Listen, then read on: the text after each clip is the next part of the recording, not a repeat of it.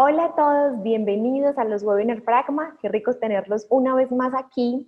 Yo soy Andrea Barrera, consultora de marketing, y hoy tenemos un webinar muy interesante que nos llevará a varias reflexiones. Bueno, para dar inicio, quien nos acompaña el día de hoy es Pablo Cuartas. Él es politólogo y doctor en sociología de la Universidad de París, René Descartes, y actual docente de la Universidad Autónoma de Manizales. Tiene una amplia experiencia en comportamiento social y el día de hoy nos hablará sobre la felicidad desde la perspectiva laboral y las exigencias que nos hace el mercado para ser o parecer feliz. Así que, no siendo más, le doy la bienvenida a Pablo y a su tema de hoy y al webinar de hoy, que se llama La felicidad paradójica. Pablo, hola, ¿cómo estás? Bienvenido. Bueno, buenos días para todos. Me place mucho estar con ustedes, como decía, porque definitivamente el tema de la felicidad es un tema que nos convoca a todos, es una pregunta abierta para todos, es finalmente una de las razones pues, que nos mueven a hacer cosas o a no hacerlas.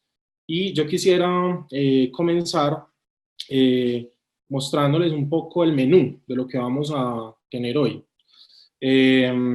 Quisiera empezar con el título. La felicidad paradójica es en realidad un préstamo que tomo de un libro de Gilles Lipovetsky, un sociólogo francés, y inclusive podría ser no la felicidad paradójica de lo que voy a hablar hoy, sino paradojas de la felicidad. Yo creo que voy a señalar algunas cuantas y creo que muchos nos podríamos reconocer en esas paradojas de la felicidad. La primera paradoja de la felicidad es, por ejemplo, la exigencia que vemos hoy. De eso dan muy buena cuenta las redes sociales, de ser felices, o por lo menos de mostrarnos felices. Y digo que es una paradoja porque si ustedes dicen esa frase, se darán cuenta de que es una especie de contrasentido. Sentirnos obligados a ser felices es una formulación por lo menos paradójica.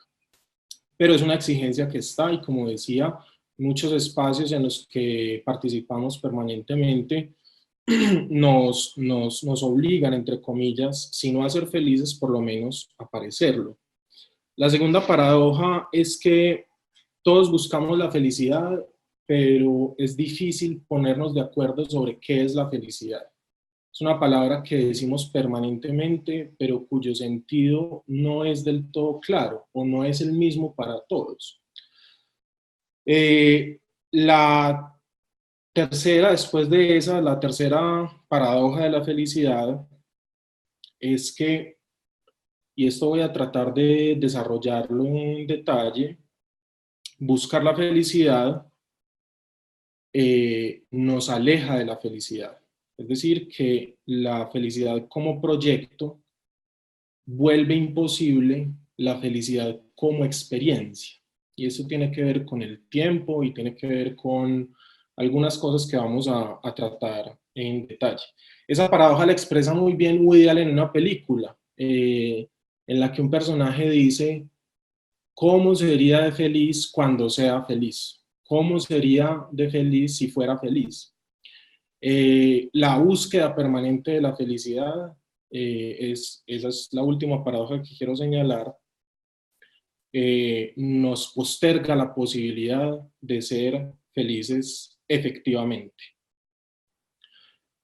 Ahora sí, el menú que les había prometido. En primer lugar, pues la entrada sería una especie de consideración o varias consideraciones generales, dichas estas paradojas, algunas consideraciones generales sobre la felicidad. Y luego vendría el plato fuerte, digamos, que sería eh, la definición, por lo menos parcial y no universal, pero sí por lo menos un intento de definición de la felicidad asociada al deseo. Quiero proponer una definición hipotética de la felicidad que tiene que ver con el deseo.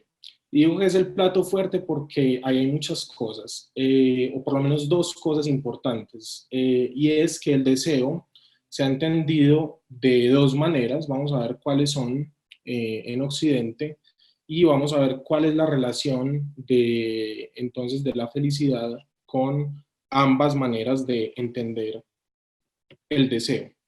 Y dentro de ese plato quisiera proponer, ya que son dos maneras distintas de concebir el deseo y por lo tanto la felicidad, quisiera usar una de ellas para entender la felicidad en el consumo y la otra quisiera usarla para entender cómo podríamos alcanzar cierta felicidad en el trabajo. Voy a explicar esto de nuevo para que quede claro, porque realmente es como el corazón de lo que quiero compartir con ustedes hoy.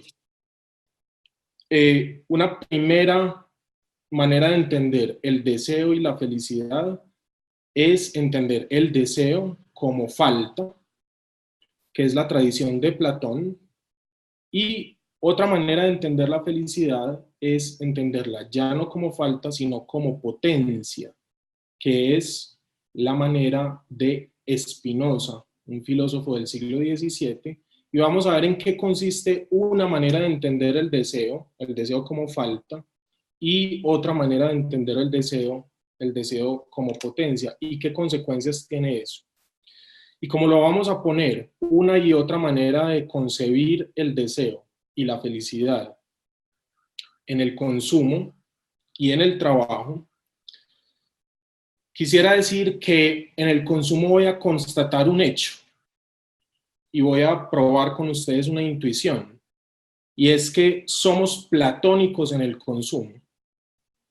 O dicho de otra manera, el capitalismo de consumo, como lo llaman algunos sociólogos,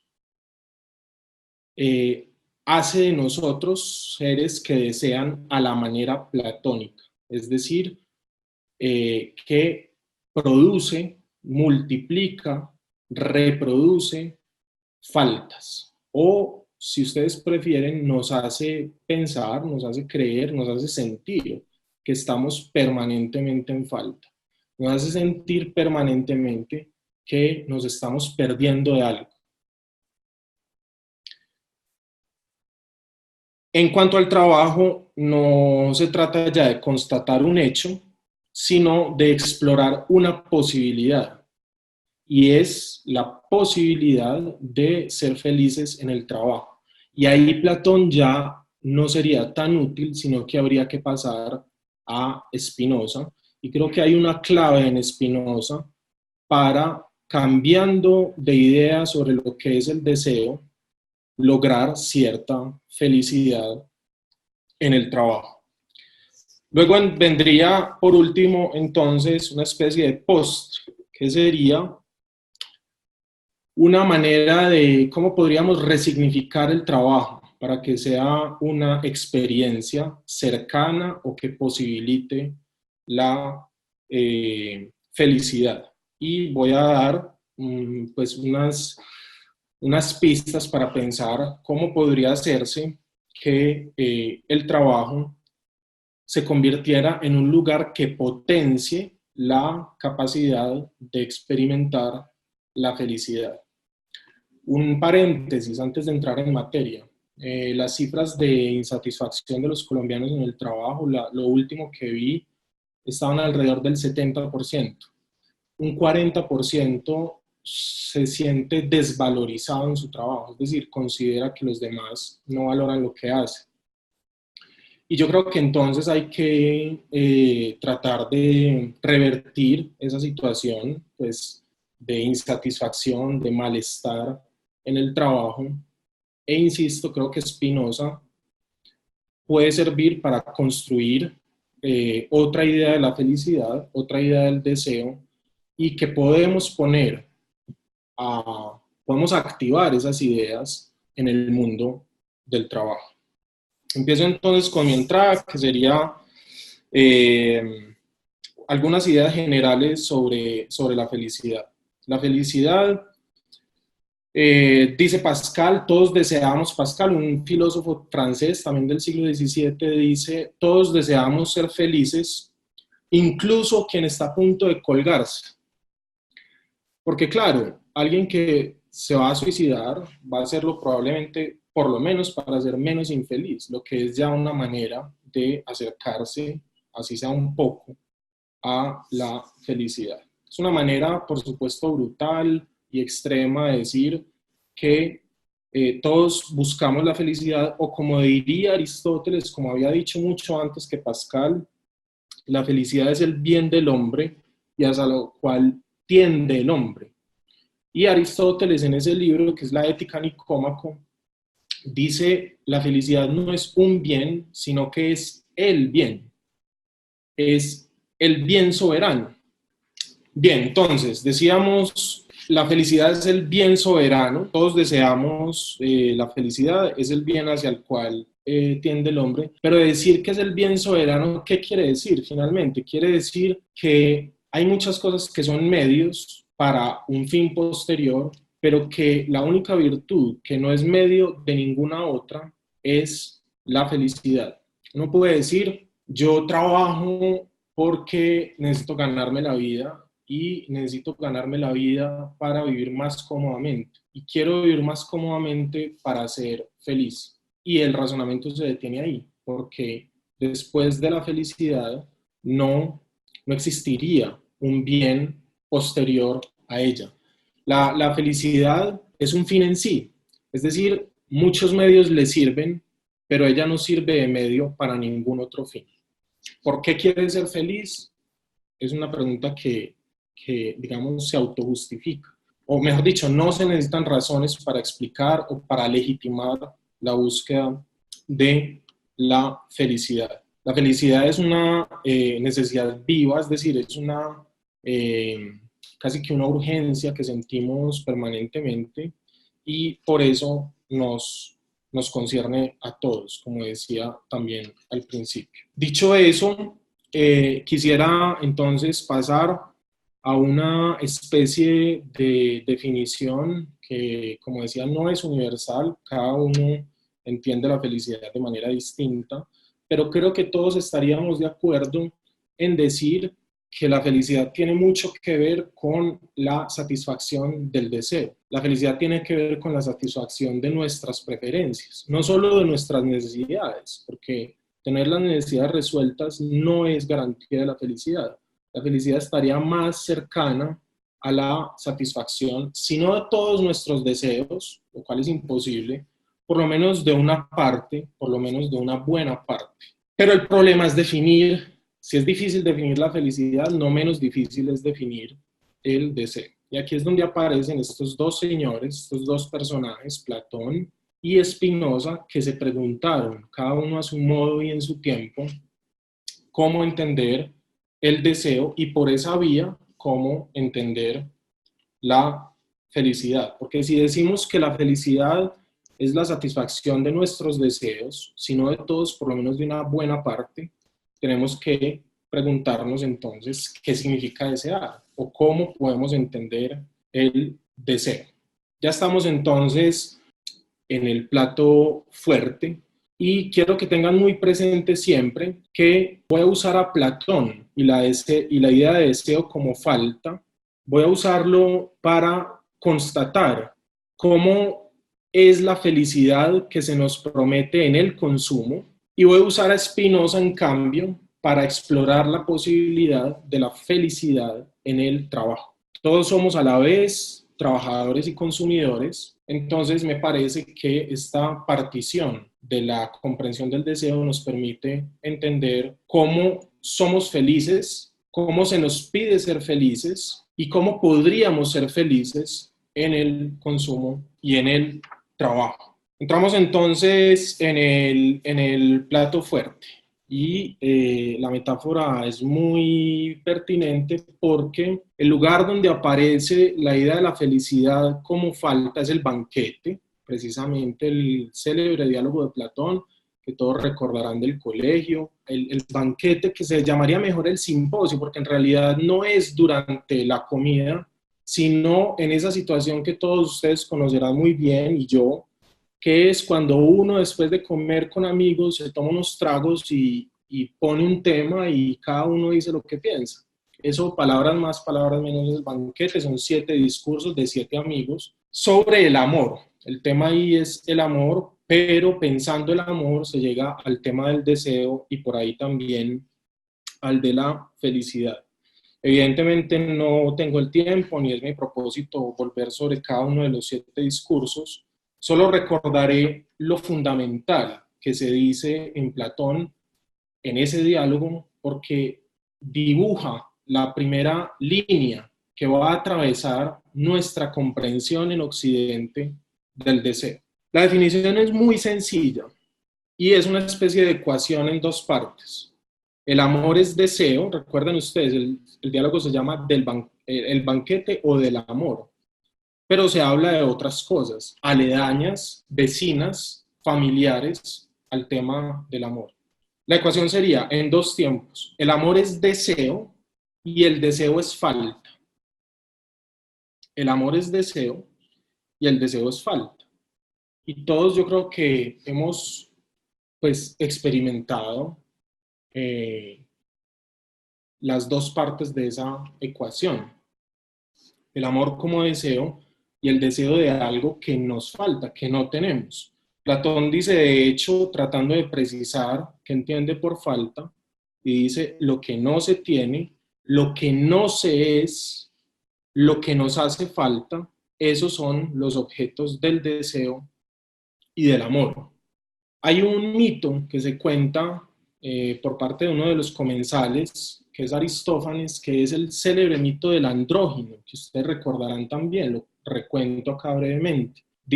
Cuenta Aristófanes que los seres humanos éramos antes cuerpos que tenían 2 cabezas, 4 brazos, 4 piernas y 2 sexos.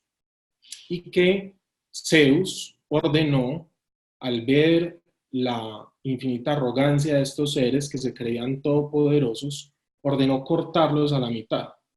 Y dice Platón, desde entonces, en boca de Aristófanes, dice, desde entonces, cada hombre o cada mujer busca con nostalgia la parte que le hace falta. Es decir, es una manera prehistórica de muchas otras formulaciones como la media naranja, el alma gemela, etcétera, etcétera.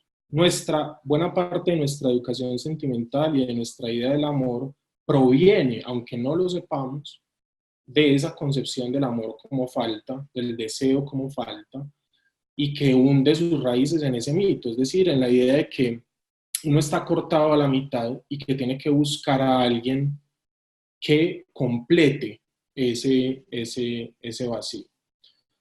Había tres sexos entonces, hombre, pues un sexo masculino y uno femenino, 2 femeninos o 2 masculinos, y por eso, entre otras cosas, por eso la homosexualidad en Grecia, pues en tiempos de Platón, no tenía ninguna connotación problemática porque las personas simplemente estaban buscando el sexo que les hacía falta, que podía ser porque podía provenir de un cuerpo que tenía los 2 del mismo, o de un cuerpo que tenía 2 sexos distintos.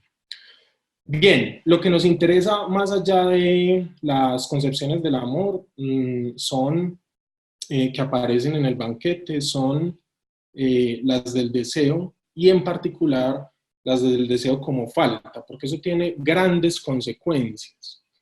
Y diría yo, trae consecuencias a veces desafortunadas, porque esa concepción del deseo crea muchas veces angustias, frustraciones, pero es supremamente útil para ciertos discursos de la sociedad de consumo, como el mercadeo, la publicidad, la autoayuda, que instalan en nosotros permanentemente faltas y las reproducen, las alientan y nos crean la sensación, como decía al comienzo, permanentemente de que nos estamos perdiendo de algo. Considerar que la felicidad es satisfacer el deseo y considerar que el deseo es falta, quiere decir entonces que Obtener lo que uno desea anula la falta y por consiguiente el deseo. Obtener lo que uno desea cancela la falta y por consiguiente cancela el deseo. Y esa es otra gran paradoja de la felicidad, y es que, y por eso resulta tan útil para la sociedad de consumidores, y es que uno finalmente lo que tenemos no es lo que deseamos en el presente, sino lo que deseábamos en el pasado, lo que deseábamos cuando no lo teníamos. Yo les voy a poner 3 ejemplos para entender un poco mejor esta idea. Como decía Andrea, yo soy politólogo y después hice un doctorado en Francia en sociología, en la Sorbona. Y durante 6 años me dije cómo sería de feliz cuando terminara mi tesis y tuviera un doctorado, en este caso de la Sorbona. Francamente, si yo les dijera hoy, 2 años después de haber obtenido en efecto ese doctorado, yo soy feliz porque obtuve un doctorado, yo creo que mi reputación se vendría al piso y el respeto que ustedes pueden sentir por mí, porque es evidente que la felicidad que produce ese hecho dura 10 minutos, 10 horas, 10 días, en el caso más extremo 10 meses, pero es evidente que una vez obtenido eso, uno pasa a otra cosa y empieza a desear otras cosas. Lo que quiere decir que Platón tiene razón. Platón no se equivoca cuando asocia la felicidad con la falta, y creo que todos hemos experimentado que obtener algo que deseamos porque nos falta produce una felicidad, pero también todos hemos experimentado que la obtención de eso que nos falta cancela entonces el deseo que teníamos eh, eh, cuando no habíamos alcanzado ese objeto de deseo. Otro ejemplo, una persona que no tiene trabajo y que consigue por fin, luego de muchas penurias, un trabajo. No hay mejor empleado que alguien que está estrenándose en un cargo. Es decir, el entusiasmo, las ganas de hacer cosas, la proactividad. Pero también es cierto que al cabo de 3 meses, esa persona que desempleada decía cómo sería de feliz si tuviera un trabajo, al cabo de 3 meses ya lo que desea no es tanto el trabajo, ya lo tiene, ya no le falta, sino las vacaciones. O en el peor de los casos, la jubilación. Y es porque el deseo se va apagando paulatinamente a medida que más tenemos lo que deseábamos. Y el ejemplo más dramático y más triste sería en esta configuración del deseo y del amor como falta, pues el amor de pareja, ¿cierto? Es decir, que a fuerza de estar ahí todos los días, todas las noches, etcétera, si uno permanece en Platón, el deseo mermaría significativamente, y no solo el deseo, sino el amor. Por eso, así de la misma manera que no hay empleado más entusiasta que el que está estrenando trabajo, pues no hay amante más entusiasta que el que está estrenando pareja, ¿no? Y por eso son mágicos esos primeros meses y esas primeras veces y etc. Es porque tenemos, sin que lo sepamos, sin que lo queramos, a lo mejor instalada, sí, esa concepción del amor, del deseo como falta. Y quiero cerrar señalando que es muy útil, como decía para mantener en marcha una sociedad de consumidores, crear, recrear, producir y reproducir una sensación permanente de falta. Es decir, hacer de nosotros seres que deseamos a la manera platónica, es decir, a la manera del deseo como falta. Schopenhauer, mucho más cercano a nosotros, un filósofo platónico, es incluso más cruel. Dice, la no satisfacción del deseo produce sufrimiento. No satisfacer un deseo nos hace sufrir. Y dice, la satisfacción del deseo produce tedio. Es decir, no satisfacer un deseo produce sufrimiento, satisfacer el deseo produce tedio. Es decir, ¿qué es la definición del tedio?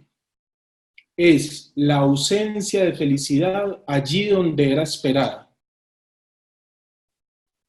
Uno se enamora de alguien o quiere obtener un título o un trabajo y al obtenerlo o al estar con esa persona amada o en ese trabajo querido, se da cuenta de que era menos de lo que esperaba o que no corresponde, digamos, a la expectativa. Ese es el tedio. Es como si la felicidad no llegara a la cita en el lugar y la hora en la que uno la estaba esperando. Es decir, con la persona o en el trabajo que uno estaba buscando o con el objeto de consumo que uno adquirió. Y por eso entonces tiene que aparecer una nueva falta y otra nueva falta y así sucesivamente. La cita es mucho más cruel, de Schopenhauer, la voy a leer textual. Así, toda nuestra vida oscila como un péndulo de derecha a izquierda, del sufrimiento al tedio, del sufrimiento cuando no obtenemos lo que deseamos, al tedio cuando lo obtenemos. Es decir, es una visión que partiendo de Platón y partiendo de la idea del deseo como falta, nos deja bastante aburridos, por decirlo mismo, por decirlo mínimo, por decirlo menos. El sufrimiento es cuando uno se dice no tengo lo que deseo y esa falta me lastima, me frustra, y hay que renovar entonces y buscar en otro lugar una cita de encuentro con la felicidad. Y el tedio es cuando uno se dice tengo lo que deseaba, entonces ya no lo deseo. Lo que conduce también a abrir nuevas faltas, nuevos huecos, nuevas aspiraciones, etcétera, etcétera. Por supuesto, es fácil entender por qué digo que la sociedad de consumidores funciona a condición de que nos comportemos de manera platónica en el deseo. Es decir, que deseemos siempre otra cosa, que deseemos siempre cosas nuevas, de ahí la idealización, por ejemplo, de los nuevos comienzos, de empezar otra cosa, lo que podría explicar, por ejemplo, la rotación laboral, nuevos retos, es decir, lo novedoso, porque hay en lo nuevo la promesa de que esta vez sí la felicidad va a llegar a la cita, ¿no? Y, por supuesto, si la gente, si todos nosotros como consumidores renunciáramos a concebir el deseo como falta, es decir, si nos pasáramos de Platón a Spinoza, pues el capitalismo se vería en serias dificultades, por lo menos el capitalismo tal como lo conocemos hoy, es decir, basado fundamentalmente en el consumo de experiencias. Fíjense ustedes que una industria tan importante en la economía mundial como el turismo, pues basa todo en eso, como en el descubrimiento de lo novedoso, de lo exótico, etcétera, etcétera. Claro que hay una gran felicidad ahí, pero eso no quita el hecho de que hay unos mecanismos y por supuesto, yo no estoy pensando en que hay gente que se reunió a leer a Platón y a hacer un complot y a decir vamos a volverlos platónicos. No, eso es mucho más fortuito, pero en todo caso, uno sí puede ver con cierta distancia que lo que conviene a, eh, al consumo y a la sociedad de consumidores, pues es el mantenimiento siempre abierto de faltas o de ilusiones de faltas, porque eso es otra cosa que también hay que decir. No siempre se trata de una falta real, a veces es simplemente la ilusión de una falta, la ilusión de que uno se está perdiendo de algo, la ilusión de que necesita algo, la ilusión de que algo nuevo y hasta ahora desconocido contiene para nosotros una promesa de felicidad. Eso en cuanto a Platón, al deseo como falta y al mundo del consumo. Pero claro, sucede algo y es que a veces, hay gente que hace un doctorado y es feliz de tener ese doctorado.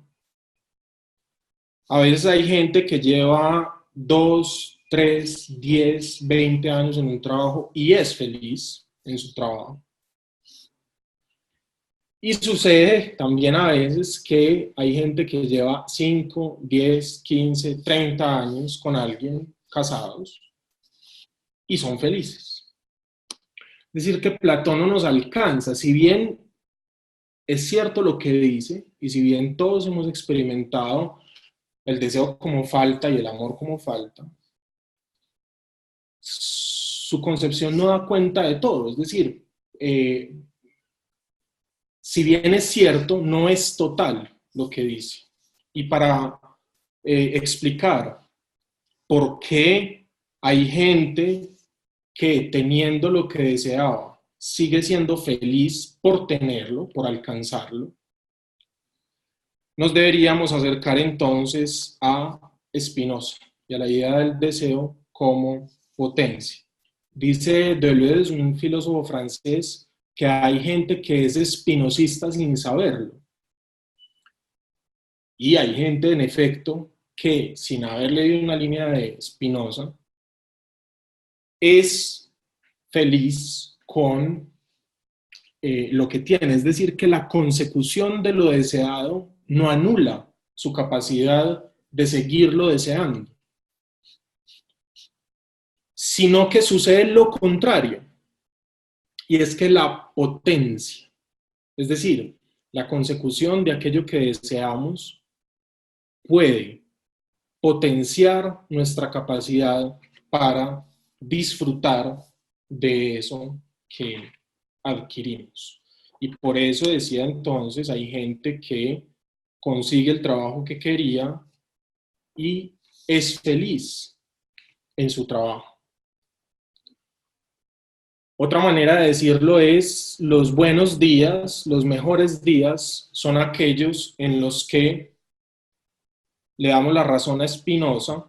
El deseo es una potencia, una capacidad para disfrutar lo que se tiene. Vamos a entrar en eso en detalle. Y no a Platón, y no le damos la razón a Platón. El deseo es falta, es decir, sufrimiento o tedio, que no se sabe qué es peor. Ahí sí que entra el diablo y escoge. La vida no es tan dura, por suerte, y tenemos otras herramientas. Y la herramienta pues, que yo contrapondría a Platón es precisamente Spinoza. Spinoza en la ética habla, trae esta noción de la potencia. Y antes de entrar en ella, yo preguntaría, si la felicidad deja de ser un fin, si la felicidad deja de ser un objetivo, y se convierte más bien en una experiencia, quiere decir que la felicidad deja de ser un proyecto, es decir, algo que uno pone en el futuro, y pasa a ser una construcción en el presente. Y hago énfasis en la palabra construcción porque la felicidad, contrariamente a lo que nos podrían hacer creer muchos discursos también del coaching y etcétera, sería como una especie de estado de gracia gratuito, es decir, fortuito, al que uno llega un día porque los planetas se alinean. Y créanme que no hay cosa más difícil que mantener el deseo de lo que uno tiene. Es decir, eso necesita un esfuerzo, necesita un compromiso, necesita una responsabilidad. No es un estado al que se llega de manera fortuita, sino algo con lo que cada uno debe comprometerse. No es un gran compromiso solemne, pero sí es hay algo de voluntario también, hay algo de intencional en esa idea de la felicidad como experiencia. Pensar el deseo de otra manera, ya no como falta, sino como algo completamente opuesto, que es la potencia, algo que acrecienta. Una potencia es algo que acrecienta la intensidad de las cosas. Es lo que se puede lograr entonces con Spinoza. Y aquí ya salgo del mundo del consumo, donde traté de describir por qué es tan útil para una sociedad de consumidores la idea del deseo como falta, y paso a ya no a la constatación de un hecho, sino a la, a la idea del deseo como potencia y como posibilidad. Es decir, quiero explorar la posibilidad de que el mundo del trabajo, que el trabajo de cada uno se convierta en un espacio que potencie la capacidad de disfrutar.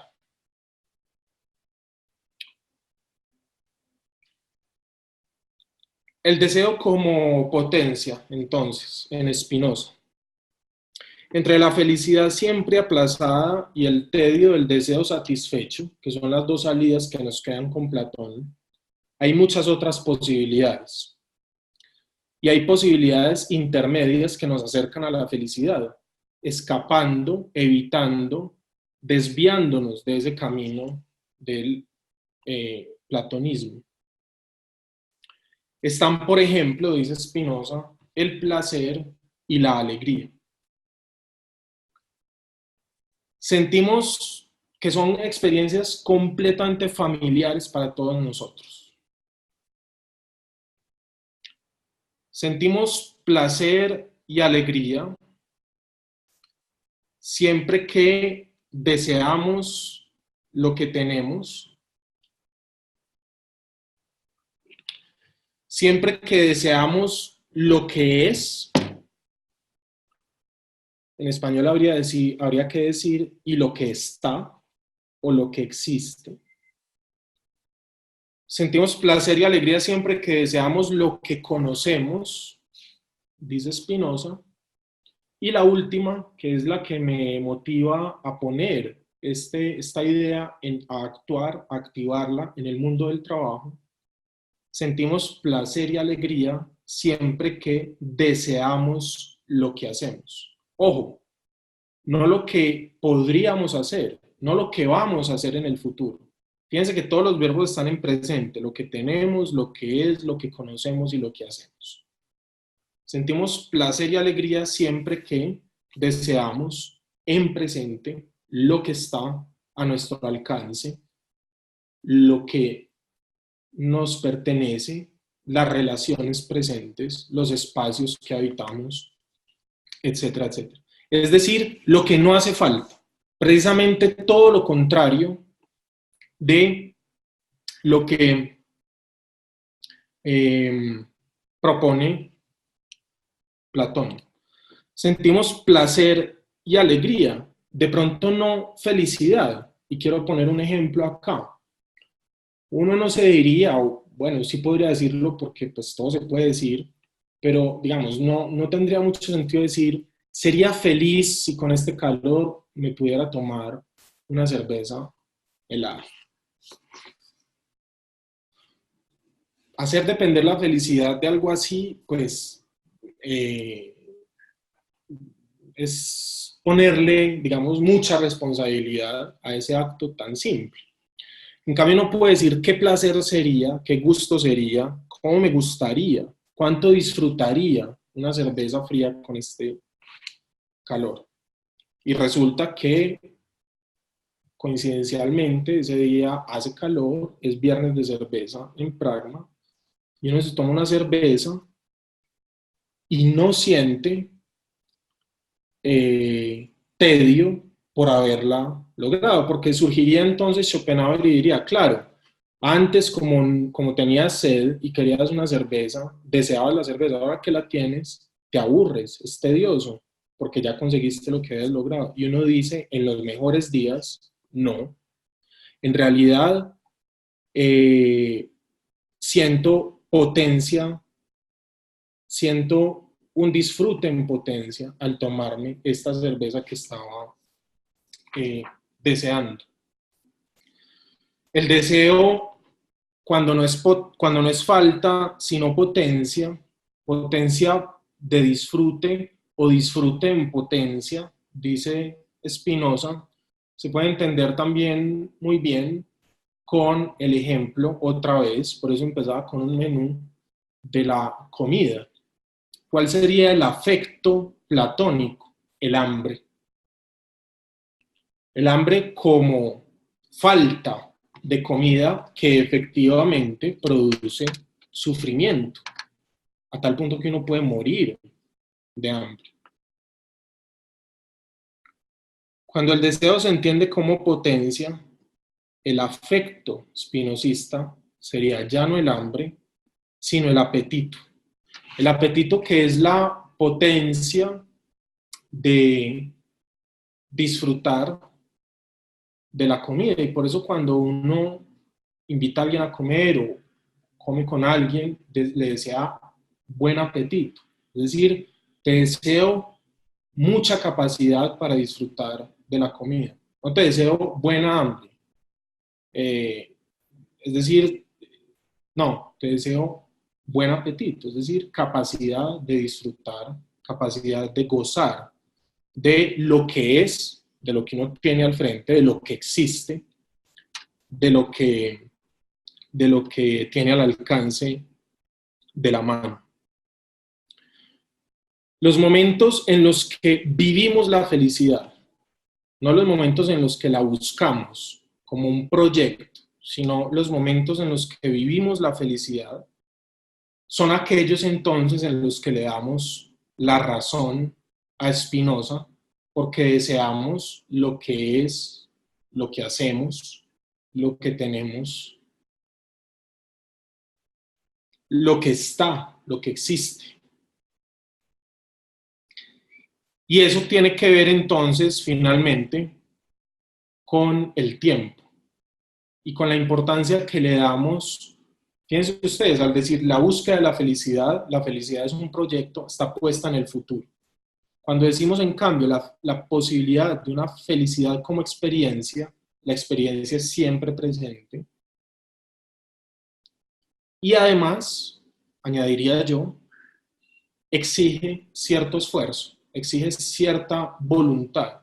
No es un estado de gracia, no es gratuito y no viene de manera fortuita. Hay un pasaje de Pascal que ya había citado yo al comienzo, que puede ilustrar muy bien todo esto, y que les voy a leer. Yo me di a la tarea de hacer una traducción propia, y está en su libro más conocido, que se llama Pensamientos, los pensamientos de Pascal, que era a la vez matemático, es el mismo Pascal, es el mismo Pascal. Y Pascal dice, en los pensamientos, tiene una reflexión sobre la relación entre el tiempo y la felicidad. que nos puede explicar por qué buscar la felicidad nos aleja de la felicidad. Es decir, poner la felicidad en el futuro como proyecto, como fin, nos impide experimentarla efectivamente en el presente. Les leo entonces la cita de Pascal. Jamás nos atenemos al presente. Consideramos que el futuro tarda en llegar y nos anticipamos a él para acelerar su curso. O recordamos el pasado porque nos parece que se va y queremos detenerlo. Y así erramos neciamente por tiempos que no nos pertenecen, sin pensar en el único que de verdad tenemos, divagando vanamente en los que no son nada y escapando sin saber al único que existe. Y es que el presente casi siempre nos hiere. Lo apartamos de nuestra vista cuando nos aflige y cuando nos resulta agradable, lamentamos que sea pasajero. Tratamos entonces de sujetarlo al futuro, buscando organizar todo lo que no está a nuestro alcance en favor de un tiempo al que ni siquiera sabemos si vamos a llegar. Que cada uno examine sus pensamientos. Encontrará que todos están ocupados en el pasado o en el futuro. Casi nunca pensamos en el presente y si lo hacemos, no es más que para encontrar en él una luz que ilumine el futuro. El presente no es nunca nuestro fin. Tomamos pasado y presente solo como medios. Nuestro único fin es el futuro. Así que no vivimos, sino que esperamos vivir. Y preparándonos siempre para ser felices, es inevitable que no lo seamos jamás. Esa sería me parece a mí, el resumen de las consecuencias que yo decía desafortunadas al principio de considerar el deseo como una falta que está siempre por ser llenada, es decir, porque lo que uno tiene finalmente en ese esquema platónico es lo que deseaba y a lo que aspira es lo que todavía no tiene, es decir, siempre está en el pasado o en el futuro, pero nunca en el presente. Ese sería el plato fuerte, como les decía. Termino con el postre. El postre sería cómo lograr que el trabajo, cómo lograr salir de ese 70% de insatisfacción en el trabajo, de ese 40% de nadie me valora en mi trabajo. ¿Cómo se puede lograr eso?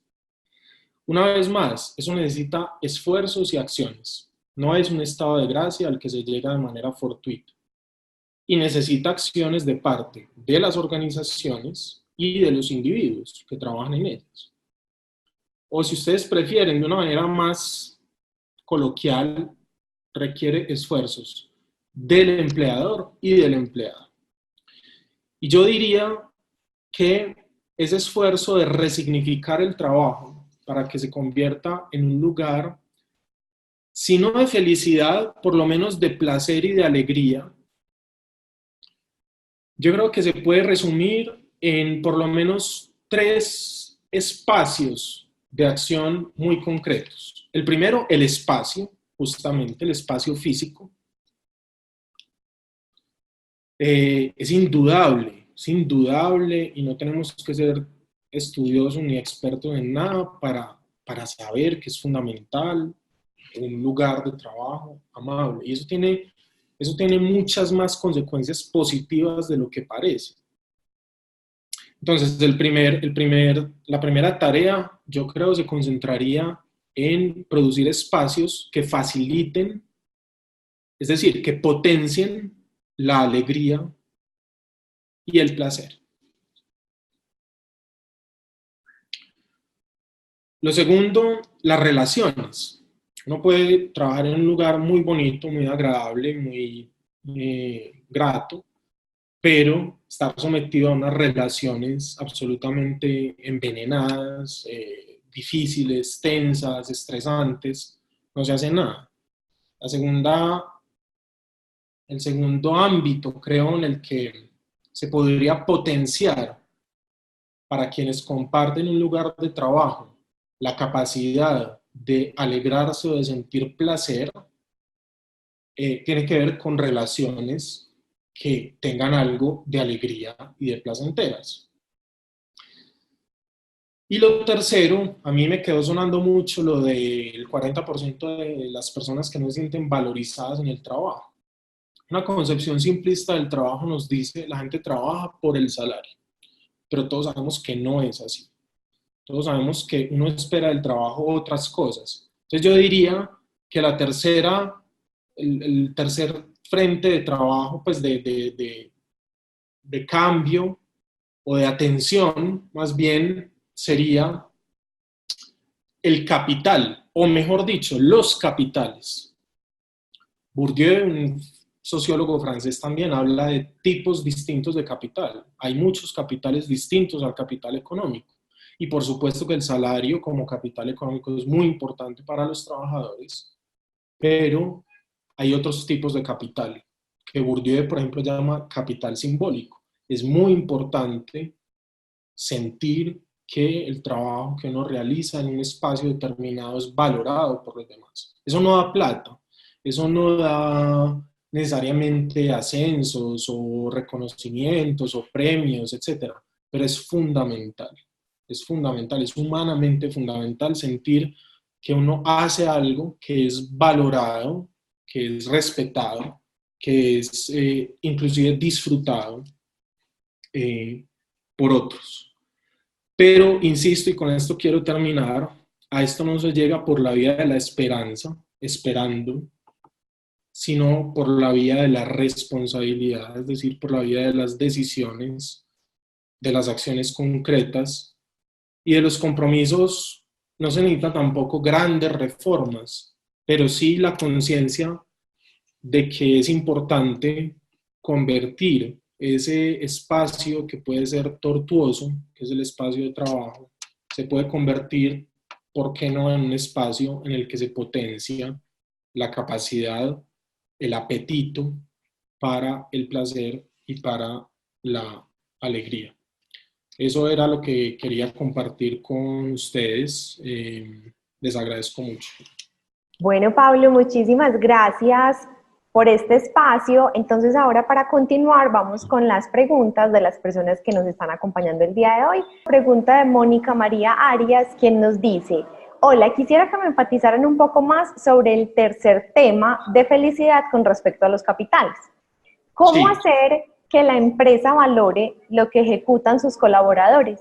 Yo creo que es un llamado de atención para, en este caso, para las organizaciones, y es entrar en una cultura del reconocimiento, entrar en una cultura no del elogio por el elogio, ni de la, no, es pues tampoco, pero sí tener gestos de reconocimiento, tener gestos de empatía frente a la tarea bien hecha, frente al logro que se obtiene, y que no sea una cosa siempre de pronto transaccional, sino son muy significativos los gestos que tienen que ver con otro tipo de capital, que tienen que ver con el reconocimiento, con el prestigio, con el agradecimiento. Yo creo que incentivar, es decir, es un llamado, esa pregunta me parece un llamado de atención para que las organizaciones y quienes tienen cargos directivos entren en eso que llamaría yo como una especie de cultura del reconocimiento.